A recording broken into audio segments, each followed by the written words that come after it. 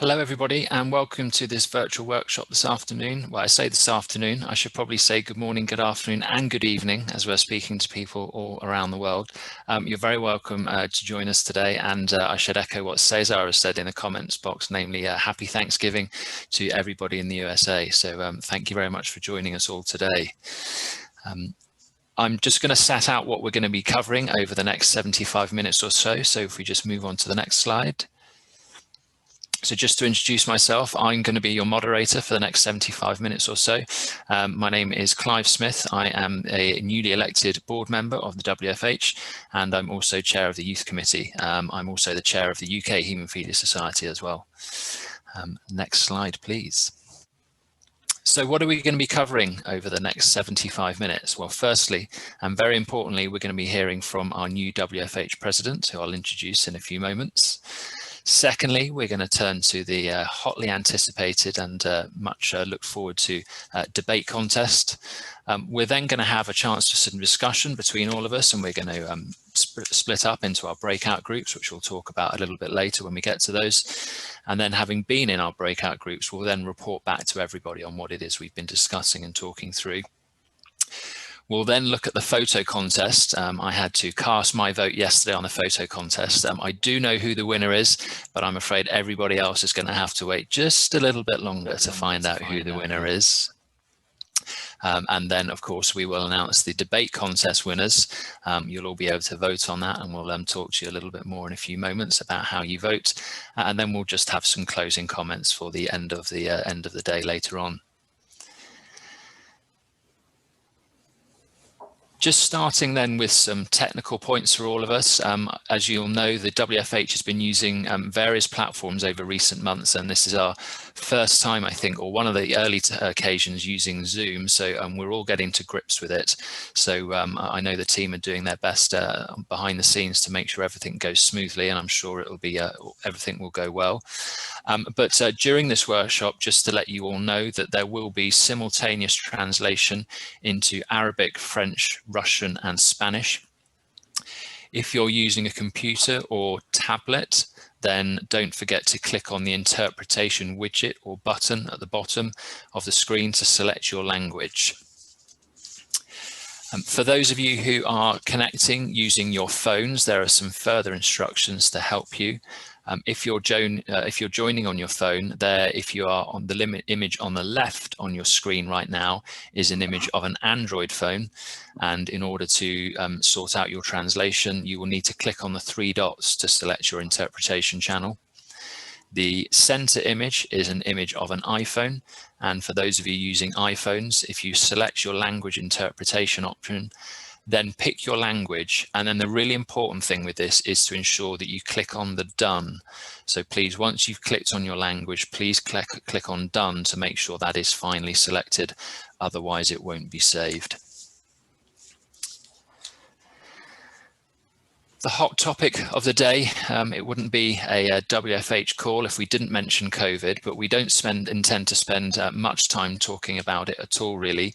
As I say, we're not going to address any medical issues today, but for those of you, I'm sure some of you will have some medical questions, and for those of you who do, we'd encourage you to visit the WFH website, and you can find the latest information there. You'll also be able to find industry statements and announcements there. And of course, you can also watch any past videos of webinars that you might have missed on this topic, which you'll find on the WFH e-learning platform.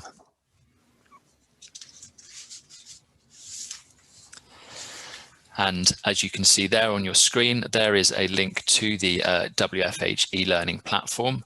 The e-learning platform has quite literally hundreds of resources available. There are articles, booklets, illustrated handouts, books, videos, cards, games, reports, and many other online resources. All of these are available in different languages and free for you all to download. There is a specific guide, which we'd encourage you to download, for youth entitled Young Voices, and we'd encourage you to read that. That's available in English, French, and Spanish. Just some housekeeping, as ever, when we're using these virtual and online platforms, just a few pointers for all of you. Please do, when we go to the breakout rooms, they will be in Arabic, English, French, and Spanish. You will be allocated to your breakout rooms when we get to that stage, so don't worry too much about that. There will be an option that announces itself on the screen, and you just have to click to go into the room. At any time, if you are having any issues, then please do click on the Ask for Help button at the bottom, or send a private message to one of the WFH staff. For now, I think it's already been done, but I think most, if not all of you, have been muted during the workshop. But of course, we look forward to having a lively discussion with you during the breakout sessions, at which point you can turn on both your microphone and your camera so we can see you and have a good discussion. Please feel free throughout. Lots of you already found the chat box, but please feel free to share any comments at any time in the chat box. To enhance your viewing experience, please use the speaker view in the main room and then use the gallery view in the breakout group. So if you look at the top right-hand corner of your screen, you'll see a box that has view on it, and you can select and change between speaker and gallery. Since we're using many of, moving on to the next an important bit, you've heard quite enough for me for now, so it's my absolute pleasure to introduce you to our leader of today, to introduce our leader of today to our leaders of tomorrow, and introduce you to our new WFH president, Cesar Guerrero. Just to give you some background about Cesar, Cesar was born in Caracas in Venezuela. He is the proud father of 2 sons, one of whom has Hemophilia A. Cesar is an entrepreneur and indeed a passionate advocate and volunteer for haemophilia and other rare diseases over the last 23 years. Cesar, it gives me great pleasure to welcome you. Over to you. Thank you, Clive, for kind, wonderful words. So good morning, good afternoon, good evening, depending on where you are. Greetings to all of those young people, or those who are not, but who also live in this world of hemophilia. Whom I'm not as young as would like, I have a great advantage over those who are much younger than me, and that is that I have already traveled the path they are going through. I have a good idea of where the obstacles, the barriers, the inconveniences are that maybe will make you disappointed, frustrated, and give up. I know that some young volunteers will feel that they are not being considered. I know that some of you will find that what you know or what you learn in this workshop, when you try to implement in your respective organization, the current leader who may have been in that position for many years doesn't allow you to act with enough freedom and cannot accept all the innovative ideas that you try to contribute. But I ask you, do you think that at my age, I have not gone through similar situation and even became the current president of the WFH? The receipt I have for you is that the keys of the persevere, train as well as possible, and above all, enjoy you are doing. That is very important. Nobody is so irrational as not to accept the innovation that you people have today. The handling of new technologies, access to information, the ability to communicate more effectively and quickly, and above all, the ability to refresh the principles and ideas that they will serve to excite new followers, new volunteers that we are looking for. The world of hemophilia is not isolated. Outside, you have an increasingly competitive world, and hemophilia is an excellent platform you to grow. Develop your skill, acknowledge, seeking to be the best. I am optimistic that you will be able to move forward faster with you. By the way, something I am committed to because today's world demands speed and efficiency. Help me to break paradigms, and we will help you reach that world with access to the medicines and treatment that you deserve, and with many others who expect you to provide. take advantage of every minute, 75 minutes, as say Clive, of this workshop, and know that you can count on these expert volunteers and our excellent WFH staff. Thank you.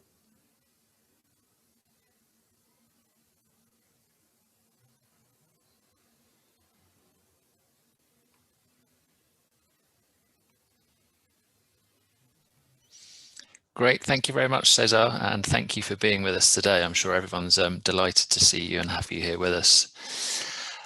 So, by way of introduction, I've been asked to say a few words of introduction. If we could just move to the next slide, please. By way of introduction, I've been asked to say just a few words to you. In a few moments, we're going to warm you up with a practice poll. As I say, there will be some polling throughout the course of today. So we're going to warm you up with a practice poll just to check that all the technology is working and you're able to operate it too. But before that, I've just been asked to say a few introductory words and comments to you. As well as obviously being on the board of the WFH, I've just finished spending 2 years as the youth advisor to the European Hemophilia Consortium, which I hope has given me an enormous amount of experience in this area to be able to bring the benefit of that experience to you and this WFH Youth Committee. I understand that I'm the youngest person on the WFH board, which is the reason, or part of the reason, I think, why I was invited to be the chair. But it's an absolute honour and privilege to chair this incredibly important committee. As I said a few moments ago, whilst Cesar may very much be the leader of today, it's you who are on this call today who will be the leaders of tomorrow. And it's very much our job and our mission to ensure that you're equipped with all the skills that you need to assist you in that important role. I just wanted to give you a few sort of personal observations and reflections of what I've observed over the last few years in relation to the youth community, particularly in Europe. And I appreciate that what happens in Europe isn't necessarily replicated across the rest of the world. And I'm very much looking forward to learning and seeing what the other challenges are in the rest of the world that are perhaps the same as in Europe and perhaps different as well. Some of the things I've noticed and observed is that not everyone wants to be engaged. Some people don't want to be engaged because they don't like the fact they have a bleeding disorder, and they very much want to be able to deal with their bleeding disorder and get on with their life, which is an absolutely admirable position to be in. One of the other very advantageous things, particularly for those in the Western world, is that many people aren't as encumbered or don't have such a great burden on them so much with their bleeding disorder anymore because of the advances we've made in terms of treatment. Again, I appreciate that's not the case all around the world, but certainly in some areas that people are able to cope with their bleeding disorder far better than they were previously. One challenge I think we face in relation to as a world, as a bleeding disorders community, is a lack of motivation. And that's not necessarily a personal motivation from people, but a community issue in the sense that the challenges we faced maybe a decade or 2 decades ago are not the same as today. And therefore there is less drive and less reason for people to be engaged in the community. I still think, and I'm sure everyone will agree, that there are huge areas that we still need to do significant amounts of work in. Obviously in the developed world, women with bleeding disorders. Cesar, I saw, was tweeting earlier on today about how great it is to have so many women on our board of the WFH. So there are still huge areas for us to make big strides in. But as I say, I think in some areas of our community, we've got to a stage where people are not motivated because they're able to deal with their bleeding disorder so much better. And in a way, that's not a bad thing. So I don't want anyone to think that I'm necessarily criticizing. I'm not. This is not a bad thing, because believe it or not, it's every charity, including the WFH's aim, to no longer exist. We want to get to a stage where we no longer need to exist because we've managed to solve all the issues in the bleeding disorder community. Now, I think we're still a number of years away from that, but the fact that we, to a degree, become less relevant to people is a good sign, because actually, as I say, our aim as a charity, as a community, is that we are no longer needed because we've managed to solve the issues that our community faces. One challenge I think we all face is in relation to a lack of opportunity within our NMOs and within organisations. In fact, I've been on a call earlier on today where I was discussing exactly that. Not everybody wants to be on the board of each of their NMOs.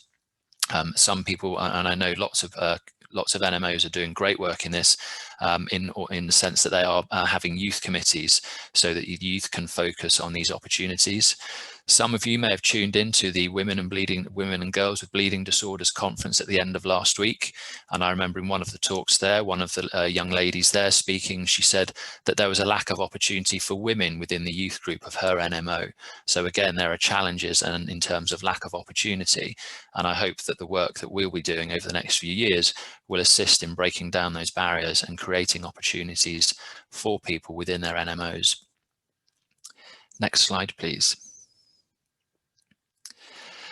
Of course, as a result of COVID, we've not set up the committee as early on this year as we would have liked to. So we are, of course, very eager to push on. Of course, had the World Fed meeting taken place back in May as scheduled, then the committee would have been set up a little bit sooner. So we are a little bit behind, but we're very keen and eager to push on with our work. I can tell you that the new committee will be announced very soon. I know the team behind the scenes have been working very hard on this. There will, of course, be some very exciting projects which will be carried over, which again, we can talk about a little bit more in the future. But also what this presents to us now is an opportunity to not only shape the future, but I think to reshape the future in light of what's happened to the world in the last 6 months or so. It's provided opportunities for us to connect, I think, far more than ever before. So we don't necessarily always have to travel in order to be together, which is amply illustrated by today's workshop. So thank you very much for your time, everybody. That's all I wanted to say by way of introduction to myself and indeed to the WFH Youth Committee. And I look forward to speaking to you all and discussing it all a lot more in the future. If we can move on to the next slide, please. So as I promised you a few moments ago, I said we would be warming you all up with the technology to make sure it's working and indeed to ensure that you can all work the technology. So our first practice poll for today, I say it's a practice poll, I still think it's an important question. Our question for you all today is, if you could have a superpower, which superpower would you like to have? Would you like to be able to read people's minds, A? Or B, would you like to be invisible, like Harry Potter? If anyone's read the Harry Potter books and they have the invisibility cloaks, would you like to have an invisibility cloak? Or C, would you like to have a super strength? D, would you like to be able to fly around, which I think would be very helpful at the moment? Or E, do you think you already have a superpower because you've got a bleeding disorder? So if we click onto the polling, and I think we can all vote through there. So if you click onto polling at the bottom of the screen, and you've got those 5 options, as I say, which superpower would you like to have? I'm just going to launch the poll now. Okay, so everybody should now be able to vote. Would you like to be able to read people's minds? Would you like to be invisible? Would you like to have a super strength? Would you like to be able to fly? Or do you think you've already got a superpower because you've got a bleeding disorder?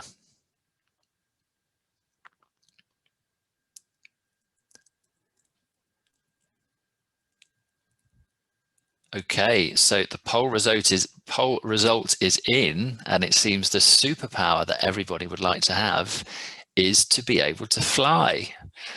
That's very interesting. C, someone's just put in the chat box, C, to be honest, they want a super strength. And second in all of that was being able to read people's minds. That's very interesting. So it seems the most popular superpower for everybody is to be able to fly. Great. Thank you very much, everybody. I hope everybody was able to say, I think you all saw the results on the screen. I'll stop sharing that. Okay. Thank you very much. Let's move on to the next slide. So the first of today's hotly anticipated debates will be our adult debate. And we have 2 very experienced speakers joining us today. we have Megan Adediran from Nigeria, and we have Deniece Chevannes from the USA. Now, I have to confess that I've not met Deniece before, but Megan, I had the absolute privilege of hearing you speak back in 2018 at WFH in Glasgow. So I'm familiar with Megan, and I heard her inspiring talk back in 2018 in Glasgow. So it's great to be able to welcome you back to talk again today. So just in terms of the rules, just to let everybody know before we start, each debater will have a maximum of 3 minutes. And I know, I think Stephanie's going to assist with timings in the background. So you have a maximum of 3 minutes to provide your arguments. After each of you have spoken, you'll both be invited to speak again, and you'll have 1 minute to rebuttal. So you'll have 1 minute right of reply to each other's comments. And as I say, we're going to start off with our adult debate. So the first thing I need to do is to decide who is going to go first. So I have here in my hand, you can see on the camera, I have a coin. So I'm going to toss the coin, and I'm going to ask Cesar. Cesar, would you like to call heads or tails for who goes first? We'll say, Megan, you're going to be heads, and Deniece, you will be tails. Cesar, which one are you going to call? In fact, you don't need to call, do you? I've just allocated you heads or tails. So let me toss the coin, and I'll tell you who's going first. It is heads. So Megan, I think you are going to kick us off. Megan, you will kick us off, and then Deniece, you will go second. Thank you, Clive. Good afternoon, good morning, good evening to everyone. My name is Megan Adediran. I'm here to support the motion that says that David did not establish good leadership skills when he decided to cut off the youths because there was a problem in a camp that was handled by the youths. And why am I saying this? As a leader, David is supposed to have empathy. Empathy is not sympathy. So he wasn't supposed to sympathize with them because they failed in organizing the camp rightly, but he was supposed to empathize with them. Looking back at what Caesar said at the beginning of his introduction, we are adults today, but we've all gone through those mistakes those youths are making now at one point or time in our lives. And someone actually saw the potentials in us and gave us a second chance. But David was not ready to give them that second chance. Because they messed up, he just decided that no, youths will not have the opportunity of doing anything again, and the adults are going to handle it. And that takes me to what Clive said, saying that Caesar is the leader of today, and the youths here are the leaders of tomorrow. Cutting them off does not show me that he has planned for succession.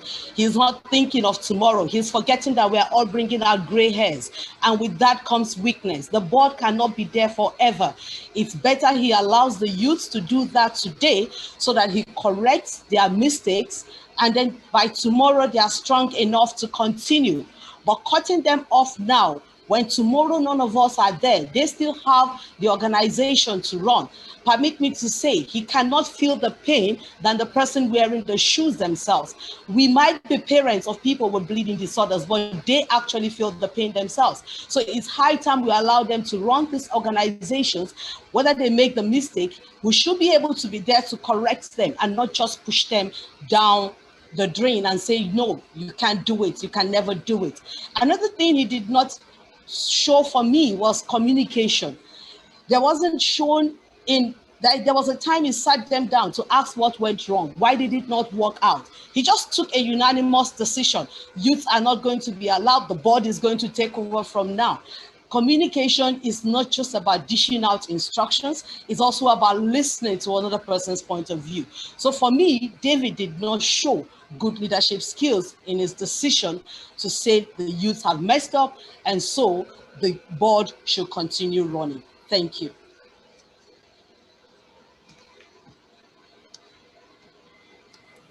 Megan, thank you very much indeed. That was, well, I shouldn't comment as I might bias people one way or the other, but thank you very much, Megan. Megan, I didn't want to interrupt you, but I made a mistake. I didn't realize that not everybody has read the debate case study, so that's entirely my fault. So let me just read that out before I turn over to Deniece for her perspective on this. So let me just read the case study out to you. So just to remind everybody that David is the president of the NMO, and he must juggle many things and work with a limited budget. Some youths volunteered to manage and run a youth camp, and David agreed to let them lead it. Sadly, the youth camp was a disaster. Only a few volunteers showed up, and those who participated were unhappy with the event. David decided for the future youth camps, only board members of the NMO would get to make plans and decide. And so the debate is, did David show good leadership skills in his decision? And obviously we've just heard from Megan, her impassioned argument that David showed poor leadership skills. So I'm now going to introduce Deniece, and Deniece, it will propose the argument that David made the right decision. Thank you, Deniece. Good morning, good afternoon, and good evening, everyone. I think that David made the right decision because the youth volunteered to do this job. Leadership of the camp was their choice. Leadership is a choice. It's not a position, and true leaders have moral authority before they have formal authority. The youth had a moral authority, an obligation to do a good job for the kids, the organization, the community, and themselves. I'm sure these kids wanted to lead youth camp because they had been at camp before. Camp is where they form bonds. Camp is a serious responsibility. Summer camps are one of the most important events for bleeding disorder organizations. This is how families develop trust with the organization.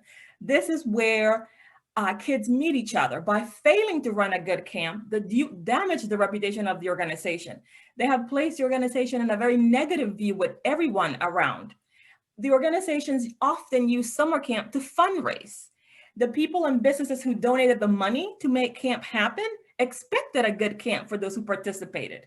By failing to run a good camp, the youth damage the reputation of the organization. They damage their ability to fundraise, and they're no longer able to consider fundraising for other events.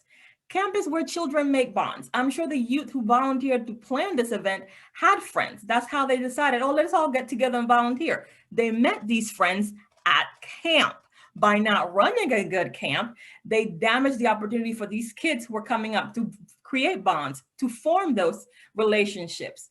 Camp is where you learn new skills. Camp is where you develop confidence. Camp is where you develop competence. Camp is where you learn to manage your bleeding disorder. By not doing a good camp, all the kids who attended this camp were not able to develop that confidence in themselves. We're not able to learn how to manage your bleeding disorder. They have damaged the self-esteem of those kids coming behind them. They have damaged the confidence of those kids in managing their bleeding disorder. In conclusion, not only did they damage the potential of other youth leaders behind them for the organization, they damage the reputation of the organization in the community, they damage the trust people and parents can have in the organization, and they have impacted the ability of these kids coming behind them to manage their bleeding disorder. Thank you. Great, thank you very much, Deniece. Another impassioned argument on the other side. That was great, thank you. Okay, we're going to, I think are we dealing with the poll now, or are we going to deal with it after we've heard the other? Yes, we are. We're going to deal with the poll now and announce the winner before then moving on to the youth debate. So the poll will be announced in just a moment. And as I say, Megan was of course arguing that David showed poor leadership skills. She was taking more of a long-term view, saying that actually he'd given these people an opportunity for the future. But Deniece was taking a more short-term view and saying actually by running it badly, he damaged the reputation in the short term. So those were the arguments put forward on either side. Yes, so you now have an opportunity to, say, rebut each other's arguments. So, Megan, I'll give you an opportunity now, a minute to reply to Deniece's comments, and then we'll go back to Deniece. So, Megan, if you'd like to give any comments in reply. Megan, could I just ask you to take things slowly for the benefit of our interpreters? Thank you. Okay, Clive. Thank you, Clive, once more time, and thank you, Deniece, for that wonderful presentation. And I do agree with you that leadership is about volunteering. And that is one aspect that David should have actually appreciated this youth. They were not the only youths, but they actually volunteered. They stepped in when nobody was ready to step in. That is worth appreciating. And yes, they might have been able to run one field camp, but I've seen boys who have attended camps. It takes 2-3 camps before they can learn to self-infuse.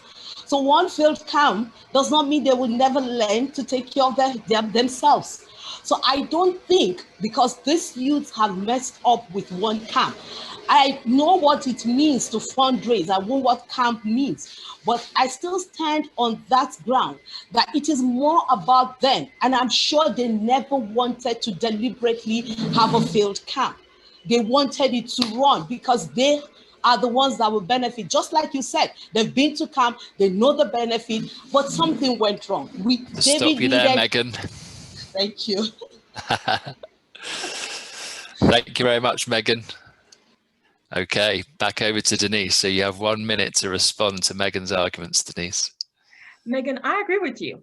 Empathy is very important when you're a leader. However, these youth did demonstrate that they had potential to do this and completely failed. So if we're taking the long run view, like you're saying, they have damaged the potential trust that David and the board would have on any other youth that might volunteer in the future. Why trust the ones coming behind them if these few that volunteered did not do a good job? It's not just about their experience and their growth, it's about the long-term view of the organization. If you can't trust these, why would you trust the ones behind them? There is no second chance for them to show that because they have done this damage. It is the damage that affects everyone. Board decisions, family decisions, their own decisions. It erodes trust, and that's the bottom line. Thank you. Great. Thank you very much, Deniece. Thank you. So both ladies, interestingly, starting their arguments, their rebuttals with, I agree with you. So, but they agree with each other for different reasons. So Megan saying that one failed camp isn't the end of it. That's not fatal. Actually, it takes more than one camp to show success. Whereas Deniece is saying they had their opportunity and they didn't take it. So I think I'm going to launch the poll. Actually, I know it's going to be done behind the scenes, but I think I've got, let me just find the poll. So I think I'm going to be able to launch the poll now. So for those of you who and remember when voting, it's not a case of whose argument do you agree with, it's which of the speakers do you think did the best job in terms of their debate. So say, it's not the argument you agree with, it's who do you think put forward the best argument. So I shall launch the poll, get ready to vote.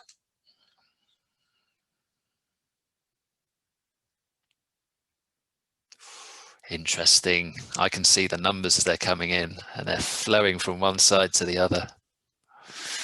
Ooh. I think we might have a winner.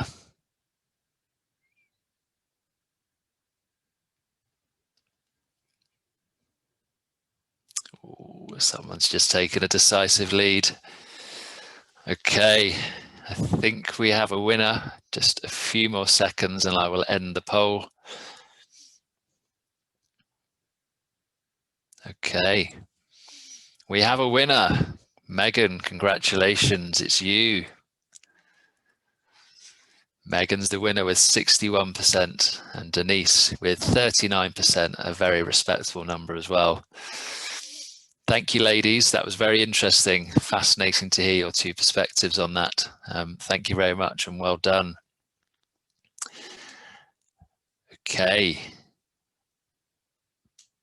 So I think we're now going to move to the second of our debates today, and I won't make the same mistake as I made before, and I will remember to share with you the case study before our two speakers start speaking today. So today we have speaking Lauren Phillips from New Zealand, and Santosh Manivannan from India. Lauren, I also had the pleasure of hearing speak at the WFH Congress back in May, speaking very well. And Lauren, I remember hearing about the fact that you were born in Manchester, so in England, before moving to New Zealand, so only about an hour or so from where I live now. So I'm not too far away. And I think you've gone on to be called to the bar in New Zealand. I've also been called to the bar in England as well. You can probably see over my shoulder my picture of when I was called to the bar. So Lauren, it's great to have you joining us today from New Zealand. And I say Santosh, I'm afraid we haven't met yet, but I hope to in the future. We have Santosh from India.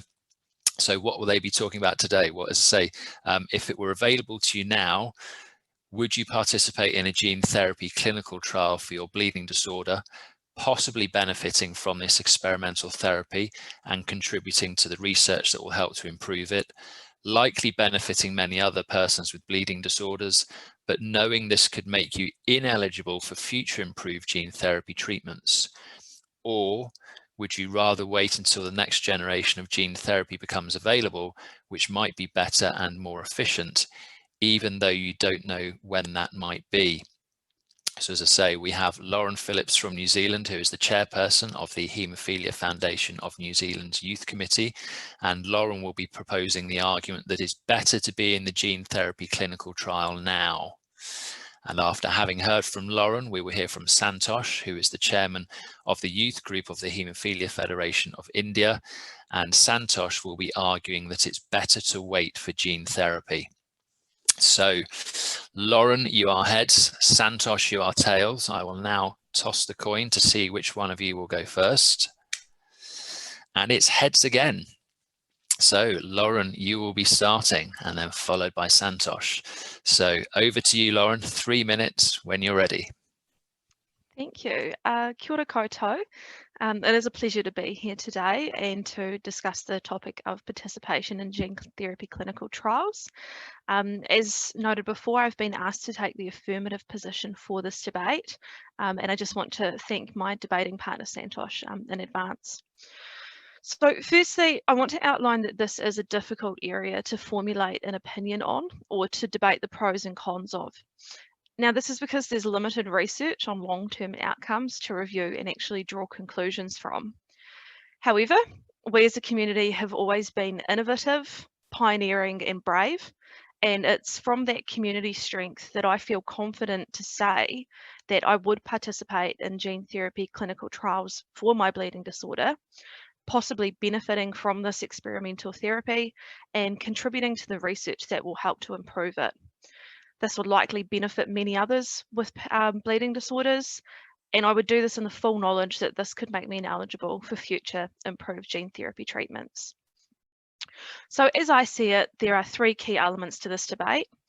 Firstly, the long-term benefits of participating in gene therapy. They're likely to be more significant the younger the patient, bearing in mind, of course, that the liver must be fully developed for gene therapies to be effective. The younger a patient receives gene therapy, the less likely that person is to experience or develop long-term comorbidities such as joint damage. Secondly, novel therapies such as gene therapy come at quite a high financial cost, and it does make sense in my view to obtain the potential benefits of that treatment at the earliest possible point in one's life. It's easier to justify the financial cost from an economic perspective to insurance companies or to the state, the younger the patient. And finally, this is probably something that I feel personally most strongly about. I do believe that there's a moral and ethical imperative to undertake these first generation treatments for the benefits of the bleeding disorder community as a whole. So put succinctly, there's a personal benefit, a financial benefit to the treatment funder, and the discharge of a moral and ethical obligation to undertake first generation treatment and work towards the goal of improving treatment for all.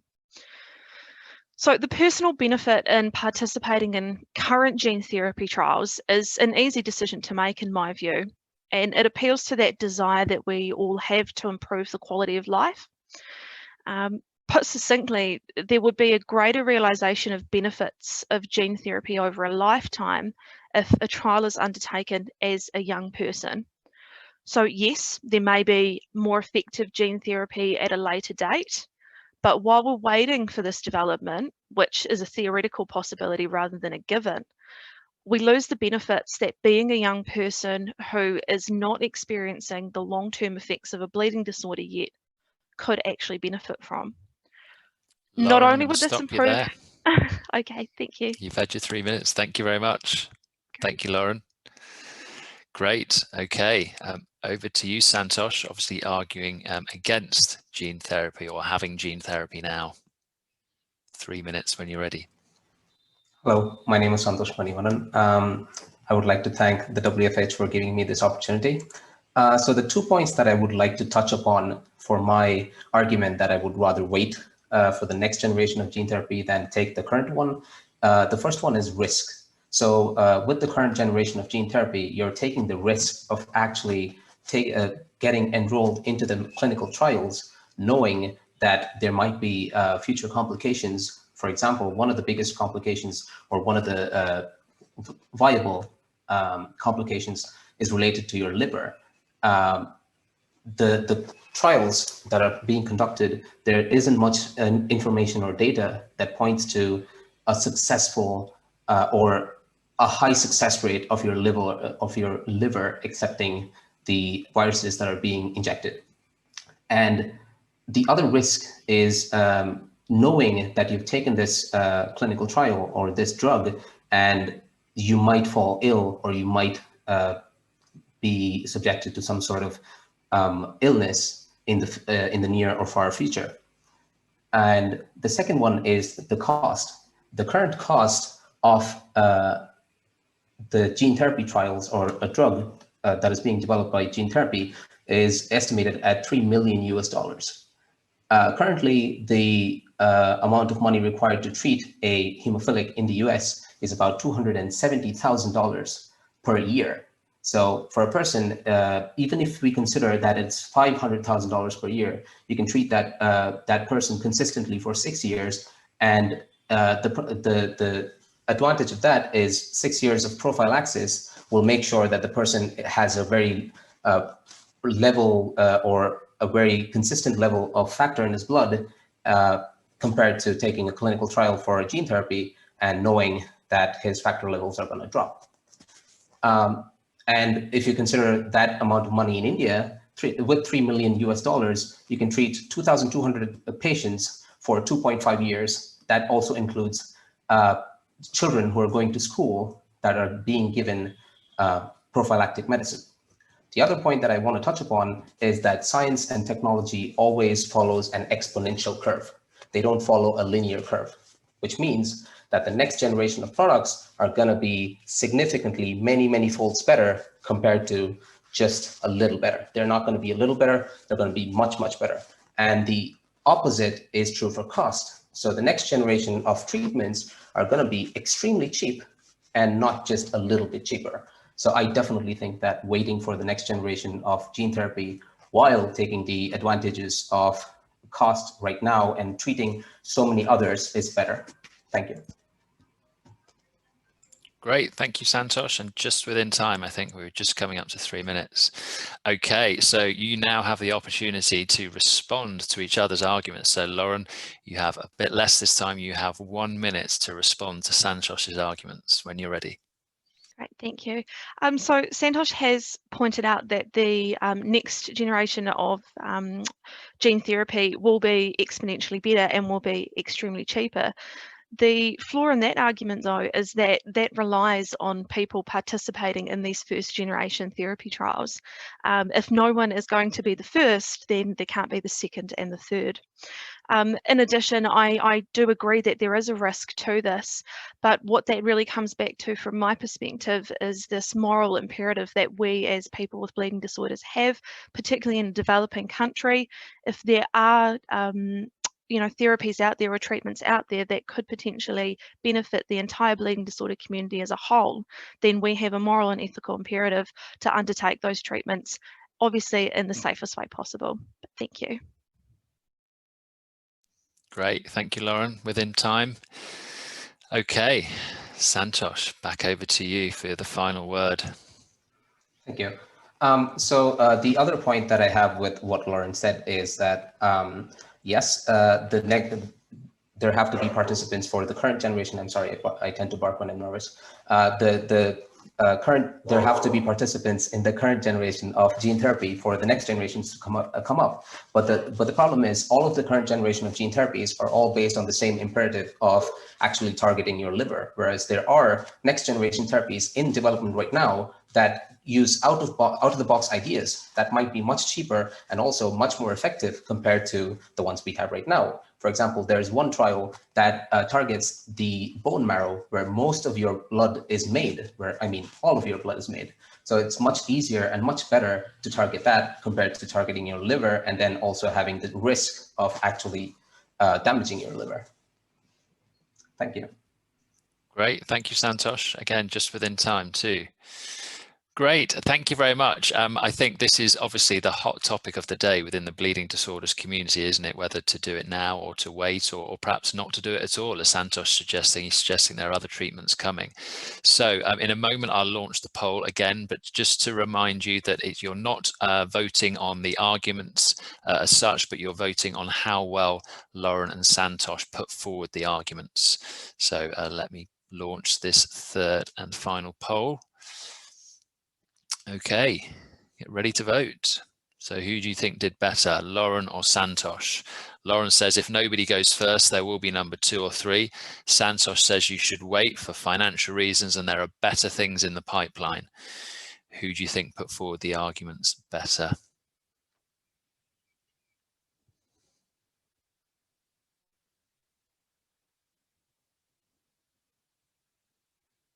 Okay, just give you another 10 seconds or so to finish the poll.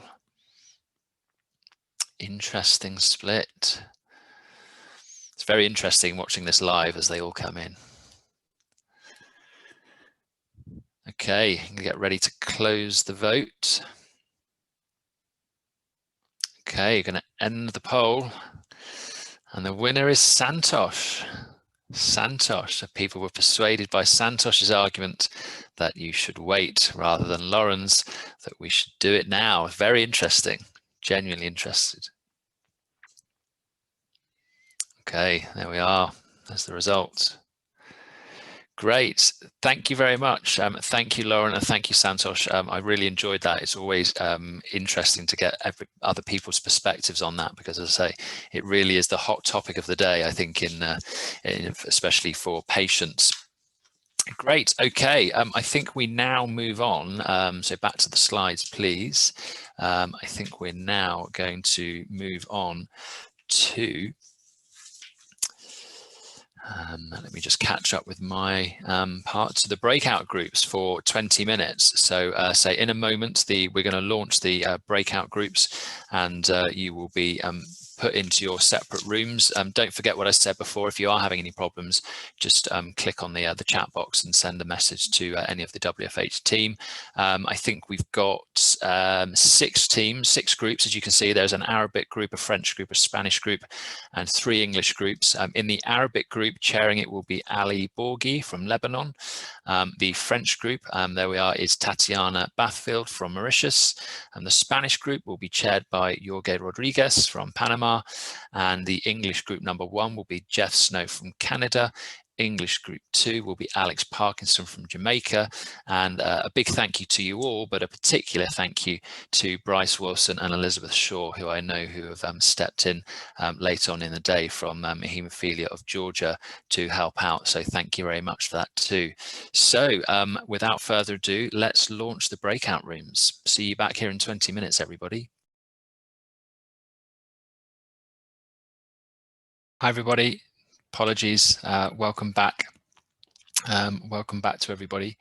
I think at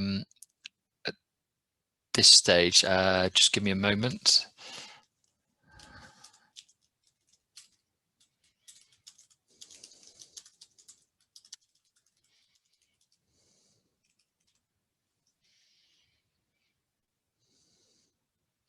Okay, so what we can do now at this stage is just have each of the group leaders just report back on your discussions. So we'll take everybody in the order that you appear on the screen. So Ali, if you are there, please, would you like to give us a brief report on your discussions in your group? Hello, yes, of course, I'm ready.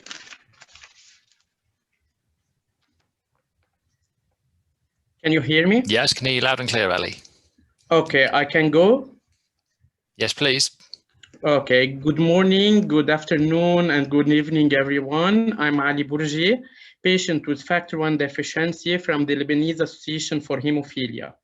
So concerning our discussions in the Arabic breakout group, each Arabic country has its specific NMO where we can find one or more active youth.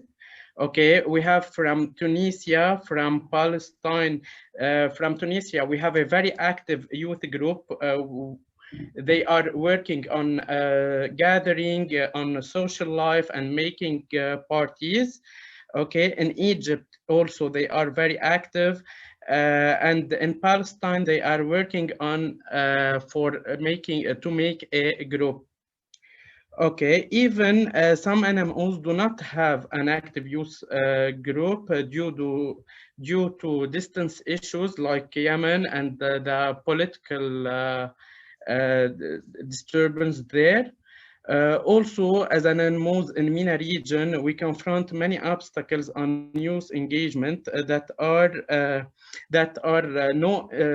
there's nothing interesting to be a part of the youth because of lack of communication, especially between the group and the youth and the president and the development.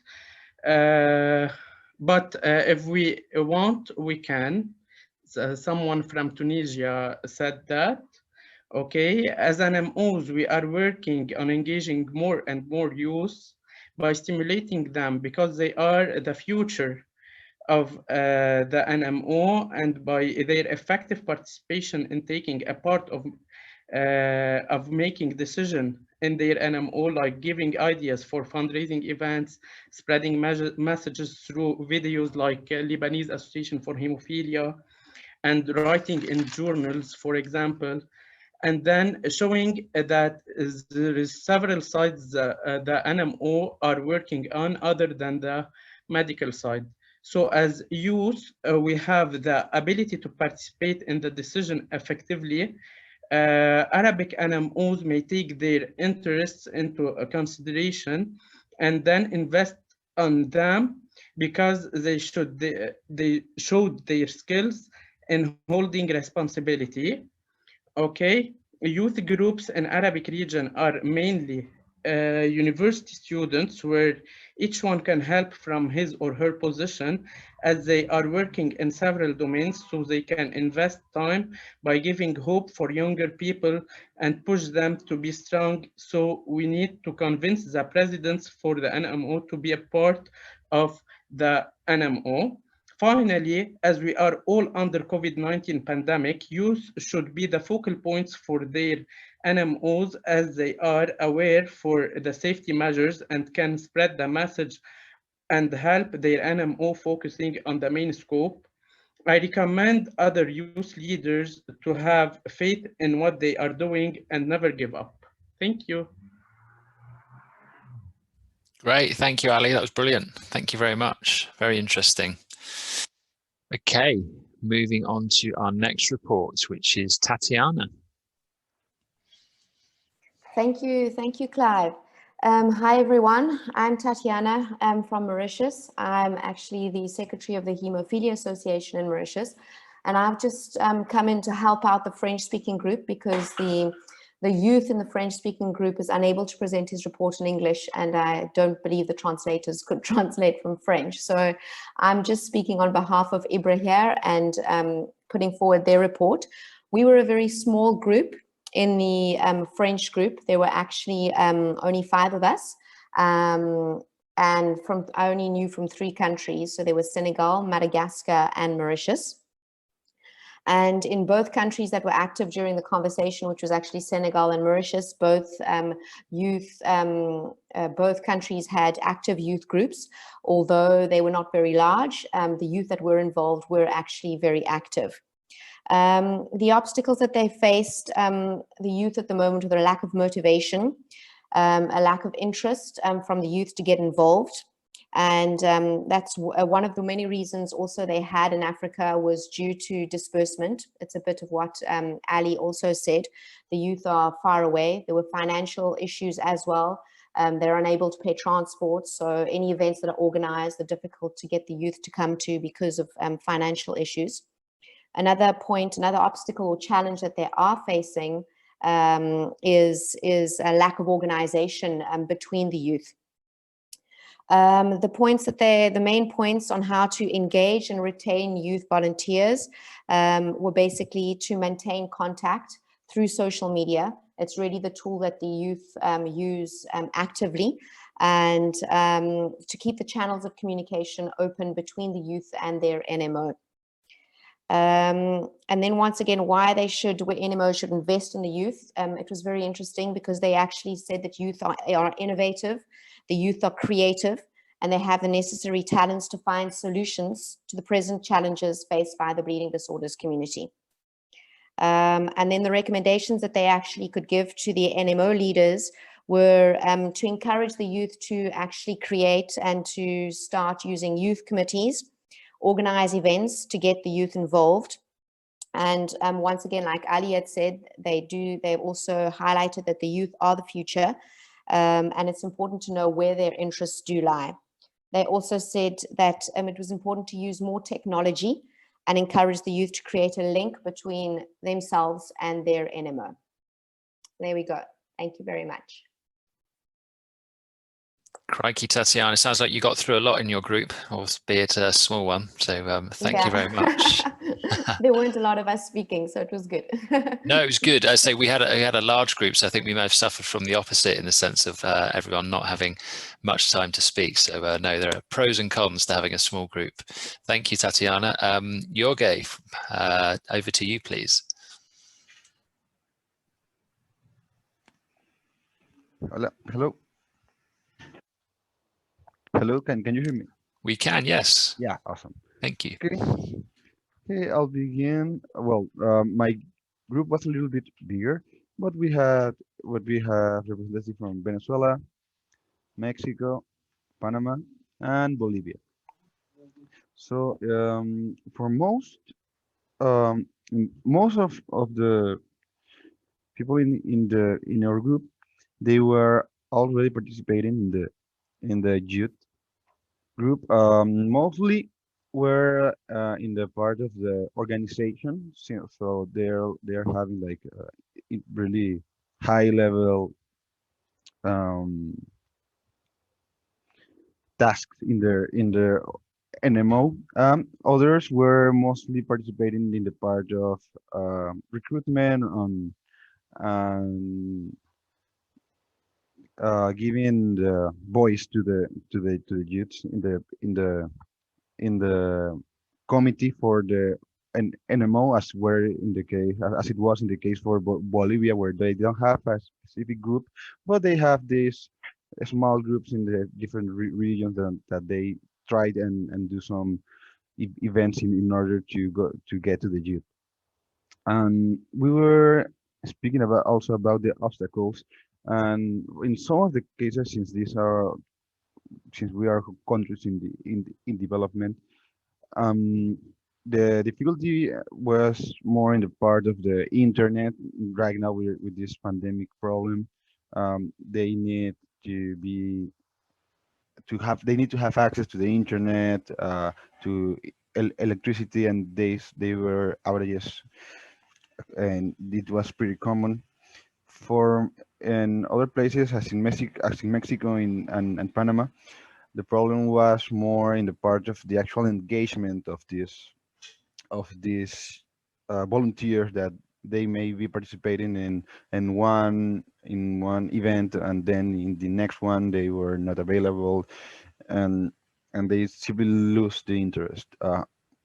well, we were having also problems with the audio, as we as I just said, that in this country we have problems with internet and electricity, so it was a little bit of delay and we couldn't get to answer all the questions. But let me do some abstractions. That we are all aware in the group that it's really important a part of the youth, and so they can have their involvement and in the decisions that the NMO takes. And the recommendation that I was able to say was the part that they should keep trying in new ways, so we can keep it up with the volunteers in the NMO. Thank you. Great, thank you, Jorge. Yeah, very different perspective from your group, which is really interesting. So thank you for that. Okay, moving on now to our English group. So over first to Jeff Snow. So Jeff, if you're there, please. Yes, can you hear me? Loud and clear. Thank you. Awesome, awesome. All right, here's hoping my computer doesn't crash again. So, my name is Jeff Snow from Canada, part of the CHS.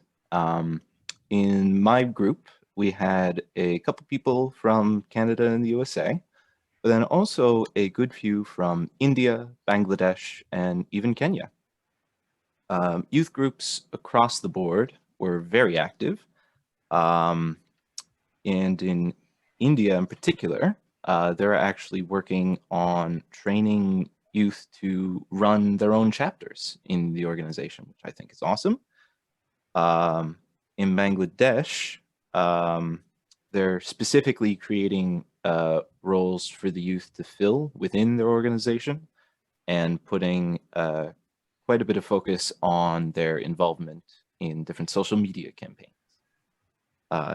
In Kenya, their access to treatment is limiting to their scope, but their youth are apparently very active in advocating to get those products to their persons with bleeding disorders.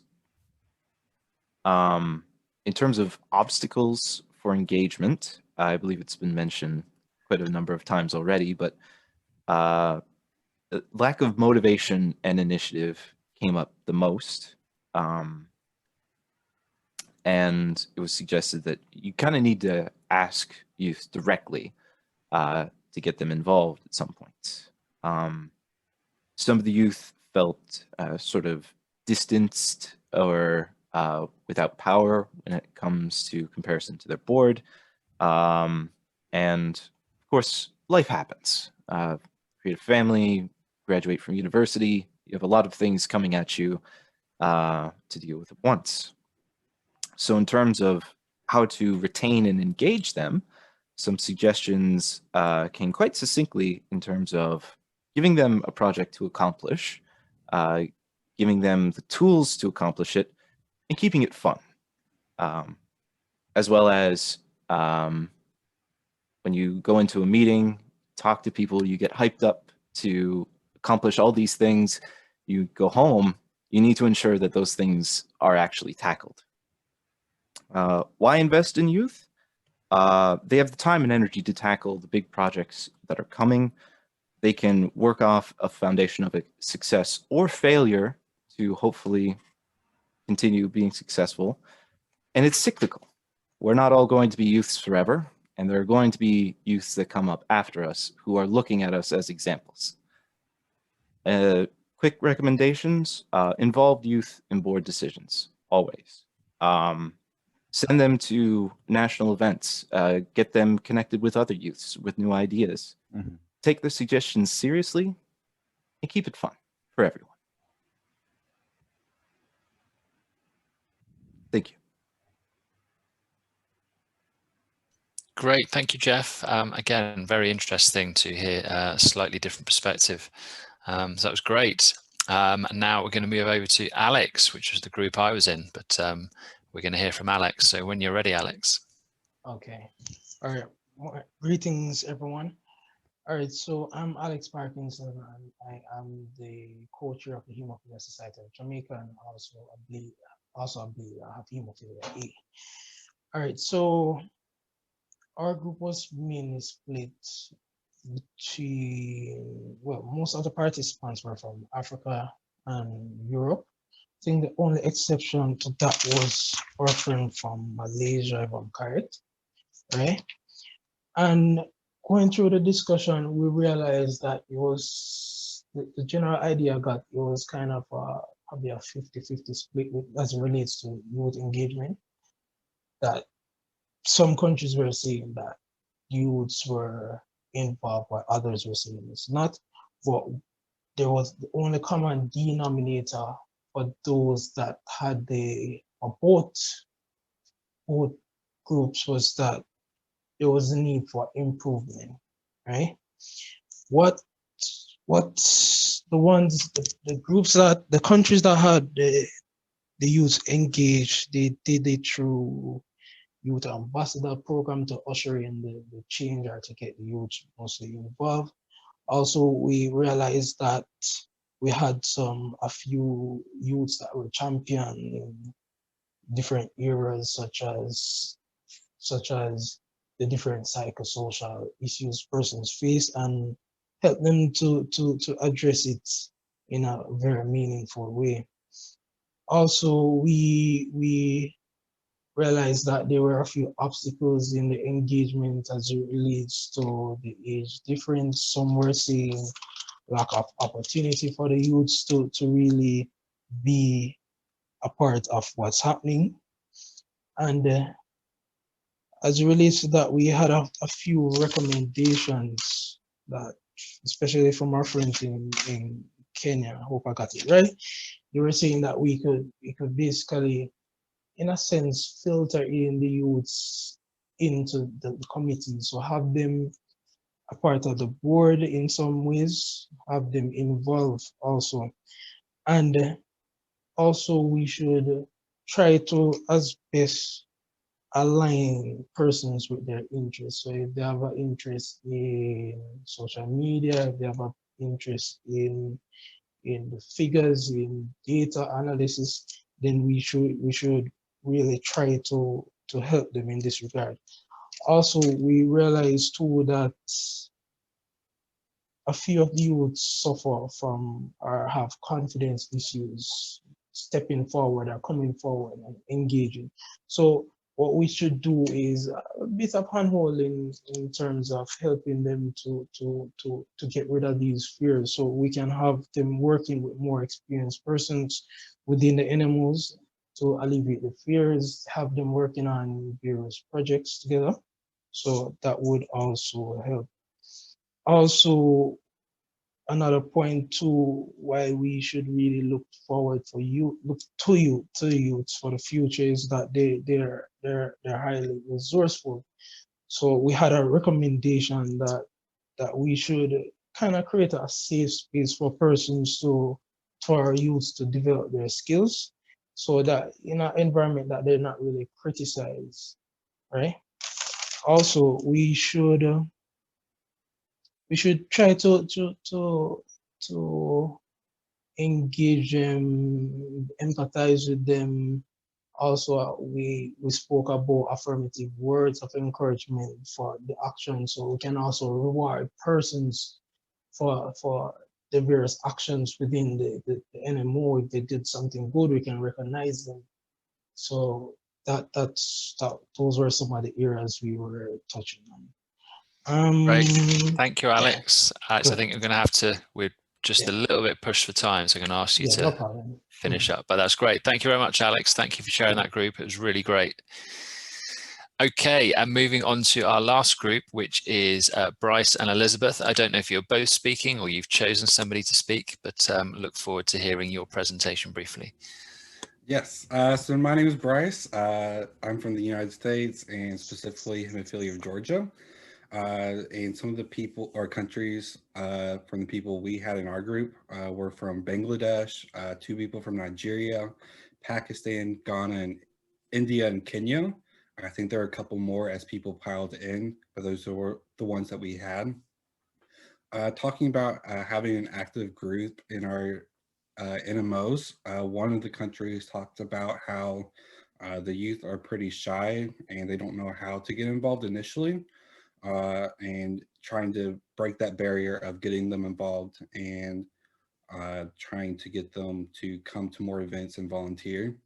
Another thing was the lack of funding in some countries, getting the money to have more volunteers come and getting them engaged was another task. Another country that spoke, Nigeria, they said that they tackled the youth by putting them into 3 different groups. They talked about 2 of the groups. One was the standard group. These are people from 18 to 25. So they're just now going to university and they're having to learn how to speak up for themselves, and just getting them through that. Another group was the standout group. And so these were people older than that, and they're expected to be mentors to the younger groups, and just giving them that expectations and letting them know what they can do to be involved was really cool to see them implement. Some of the obstacles we talked a lot about the social matters that having a bleeding disorder puts on a person, specifically being shy about your bleeding disorder and that there's such a stigma when you tell people. And immediately when you tell somebody, you're going to have pity in them. People are going to pity you, and there's a constant cycle of trying to break that barrier. So it's important for the NMOs to spread awareness about bleeding disorders and that they're just normal people and they can do anything as well. And talking more about how they can help with relationships, but the NMOs can help with relationships for these people. The next thing was how can they engage and retain volunteers? One of the groups talked about how you can break people up and have different tasks and events for them so they can meet people around their age that have a similar diagnosis. And then I know I'm running out of time. So the final thing, we only had 30 seconds to talk about, but why should they invest in the youth, is that they're going to be the future of the organization and they're eventually going to be the ones that take over. So just making sure that they're taken care of so that they can take care of the next generation and continue all the work that everyone's doing. But really good group. Great, thank you very much, Bryce. That's, I think, a really important point to finish on, isn't it? Why is youth important? Because as we started, you are the future. When I started, I talked about introducing the leaders of today to the leaders of tomorrow, which are undoubtedly you guys. So it's about what we would call in the UK succession planning for the future and making sure those people are in place. I'm not going to rehearse everything that everybody said because it would be impossible for me to repeat what's gone through. But I think what I've realized from hearing from all those different groups in terms of what's needed is that we've gone from the very basic, simple things such as internet access and electricity being a barrier to then actually having a place within the NMO to have that space for youths. And various different groups. So some groups have talked about having youths on the board. Some groups have talked about having a youth committee. And in the UK, we have youth ambassadors. So they don't have formal meetings and minutes and all those sorts of things. But I think the important thing is for all NMOs is to ensure there is a space for the youth within the NMO and make sure that space is what they want. And also to a degree what you want as the NMO and need for the future. So make sure you have that ability to shape and craft those future leaders in order that you've got that opportunity to continue that succession planning. So there are, I think, a number of barriers to engaging youth and having that place for them. And I think you need to personalize that for your country, work out what your problems are and work out how to overcome them.